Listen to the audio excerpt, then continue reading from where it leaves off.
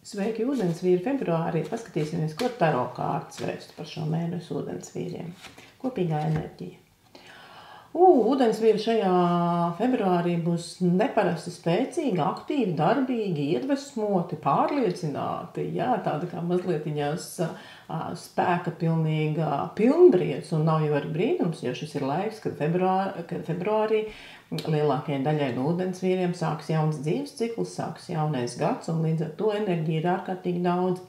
Izmantojiet to gan fiziskās nodarbēs, gan fiziska darba aktivitātēs, gan savu spēka izmēģināšanā, tādā kā mazliet izaicinot sevi, pārbaudot, cik tad ir tas mans lielais resurs, cik es esmu spējīgs, cik es esmu darbīgs, kādas ir manas, varbūt pat robežas, ko es varu sasniegt.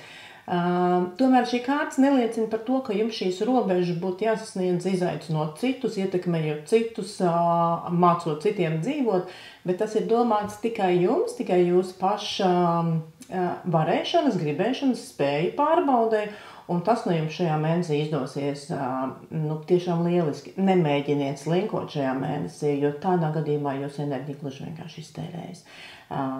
Fiziskas nodarbes, pastaigas, slēpošana, ja tas būs iespējams, pirtis, fiziska ķermeņa kopšana, darbošanās ar savu enerģiju, tas ir ļoti svarīgi šajā mēnesī.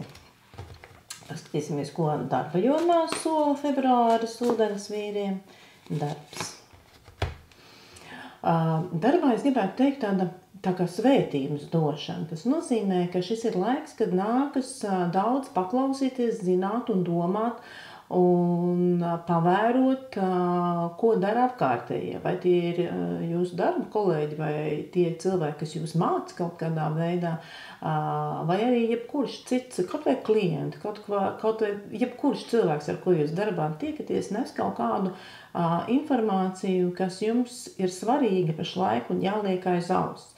Turklāt jūsu darba ikdiena patiešām daudz vairāk nekā no jums ir atkarīga no apkārtējiem cilvēkiem, no sagadīšanās, no laika periodiem, ko kāds jums uzstāda, no instancēm, kas kaut ko apstiprina, kaut ko veic, kaut ko piedāvā, un līdz ar to jums atliek tikai pazemīgi iekļauties šajā ritmā, jo neviens jau mēs šeit nestrādājam tāpat vien tikai pats sev, lai apmierinātu savas vēlmes un nopelnītu naudu sev.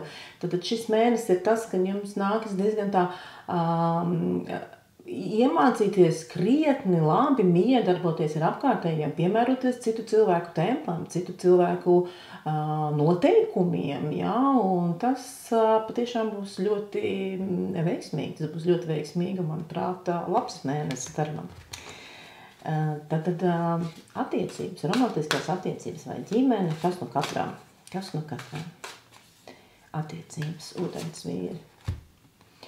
Attiecības mazliet tā kā izstrēguši, tā kā nevar saprast, kur iet, ko darīt, ko tālāk, un acīm redzot, jūs tomēr ļoti daudz laika pavadīsiet darbā, pavadīsiet domājot par sevi, par savu spēku, par savu varēšanu, par savas enerģijas akumulēšanu, līdz ar to attiecībās dažam labam var iestāties tāda kā pauze vai neziņa, nesapratne, nesaprotu, ko partneris vēlas no manis, es taču tāpat jau visu daru, ko es varu izdarīt, mazliet romantikas trūkums, jā, jo pārāk daudz prāta, pārāk daudz noteikumu, pārāk daudz uzstādījumu, pārāk daudz gaidu. Tad ieteikums attiecībās ir varbūt palaidiet visu vieglāk un vienkāršāk, neesat tik ļoti konkrēti, stingri, noteikti, atbildīgi, jo attiecības taču parasti balstās uz otra sajušanu, mīlēšanu, ieraudzīšanu, palutināšanu un tādām lietām. Tas ir tās galvenā mantra, varētu teikt, kas ūdensvīriem attiecībās šajā mēnesī ir jāievēro. Tiem, kas pašlaik tikai meklē attiecības, šis mēnesis nebūs veiksmīgs. Šis mēnesis absolūti nerada iespēju veidot saikni, tādu sirsnīgu, mīlošu, gādīgu un drošu, kā jūs droši vien vēlaties. Līdz ar to šeit vairāk attiecību modeļi veidojās tādi, ka cilvēks sajūt sevi sasaistīts, jūtas ierobežots, varbūt mazliet pazemina savu pašnovērtējumu. Līdz ar to es teiktu, mīļi ūdensvīri, kas meklē partnerus, februāris pauze, lai viņi meklē jūs tagad. Un padomas februārim. droši ejiet pāri savām robežām.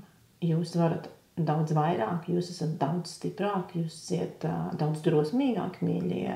Tā kā šis mēnesis dod jums gan spēku, gan aizsardzību un paļāvību pašam uz sevi, tad, manuprāt, ūdensvīri vienkārši spridzinās šajā mēnesī.